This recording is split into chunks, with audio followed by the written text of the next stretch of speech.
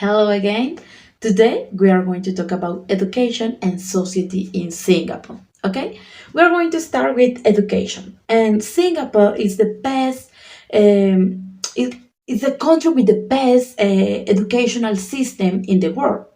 And the Singapore method is based on a metacognition and favor personalized teaching, and the teacher remains in a secondary role and the student being the protagonist of the educational process. And in Singapore, children aged 3 through 6 can attend either a public or private kindergarten or a children care center. And this most children care center or kindergarten in Singapore are privately run by licensed by ECDA. And beginning in 2013, the government opened a small number of public kindergarten to model quality programming and further expand access to early education. Yeah, and ECDA regulates programs for children aged 4 and 6 as well as programs for younger children. Yeah, and data from program inspections are not publicly available. ECDA established the Singapore Preschool Accreditation Framework. It's SPARK to accredit centers. And in Singapore, the system includes 6 years of primary school, yeah, followed by 4 to 6 years of secondary school, and 1 to 3 years of post-secondary school. And the curriculum of primary school is common for all students in years 1 to 4. And for years 5 and 6, a student can take individual courses in the foundation or standard level. Yeah, and there are 3 streams. It's normal, it's academic, express, and normal technical. Yeah, there are 2 normal academic and technical. And in most cases, students score on the primary school leaving examination is its name PSLE, yeah, are the primary determinant of the stream they will join, yeah.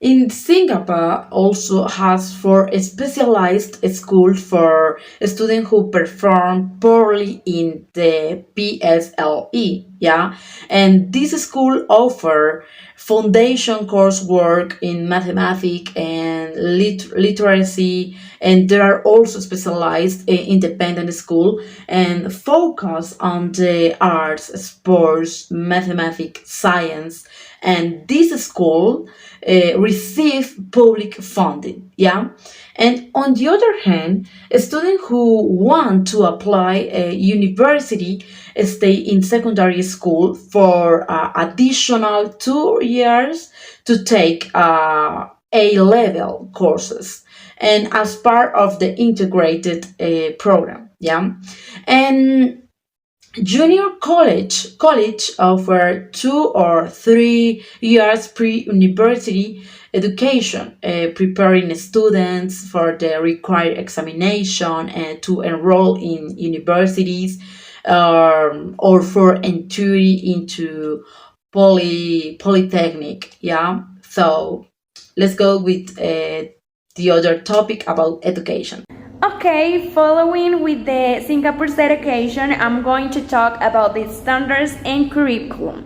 Okay, the Ministry of Education oversees the development of the national curriculum, which includes desired outcomes of education, and the desired outcomes are students' excellence in life skills, knowledge skills, and subject discipline knowledge organized into 8 core skills and values, such as character development, self-management skills, social and cooperative skills, literacy and numeracy, communication skills, information skill, thinking skills, and creativity, and knowledge application skills.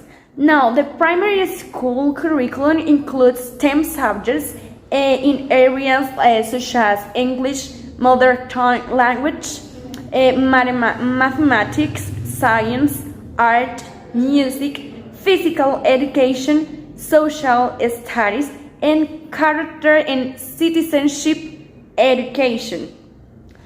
And now the secondary education varies depending on the school and program type. For example, students in the express and normal, for example, academic program, are required to take English, mother language, mathematics, science, and humanity. For example, geography, history, and English literature. And for students in the normal or technical program, compulsory subjects include English, mother tongue, language, mathematics, computer applications, and social studies. There are electives available for both technical and normal program as well. And also the Ministry of Education has been very involved with the implementation of its primary and secondary curriculum. During the shift from rote learning, the current model emphasizing students' engagement and creativity, and ministry officials were very hands-on in schools. They met regularly with schools leaders and developed extensive professional learning opportunities for teachers around the new curriculum.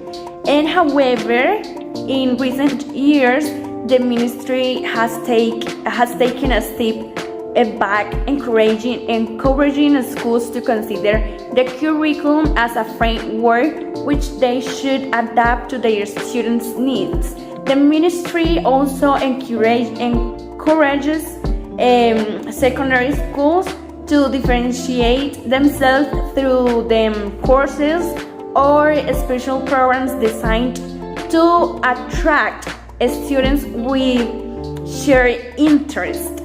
Now, talking about the assessment and qualifications, the teachers perform continuous assessments of their students at all levels of education, and on a day-to-day basis.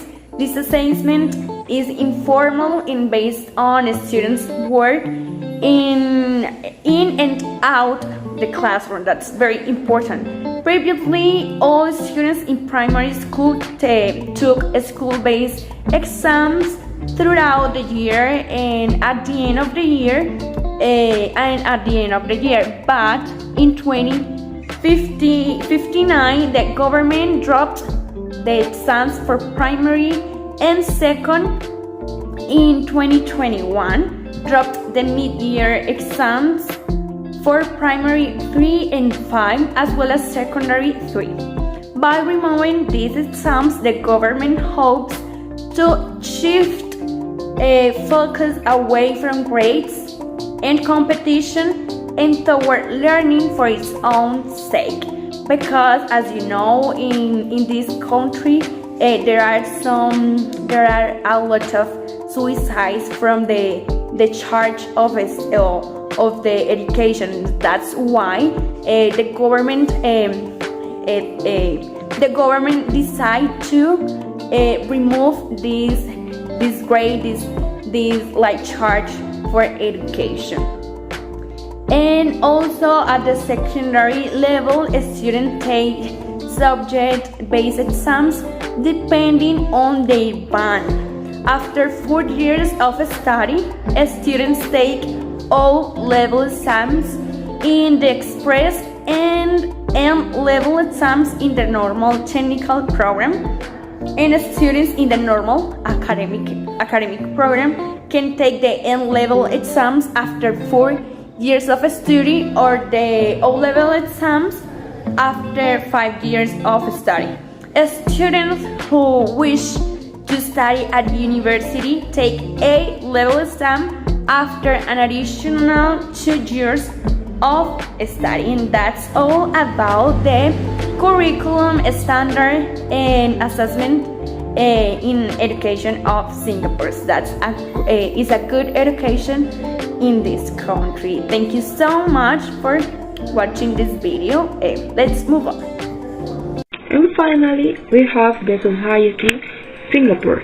After landing on Changi International, you will be impressed with the finest of Singapore Airport, called the finest in the world by the travel industry.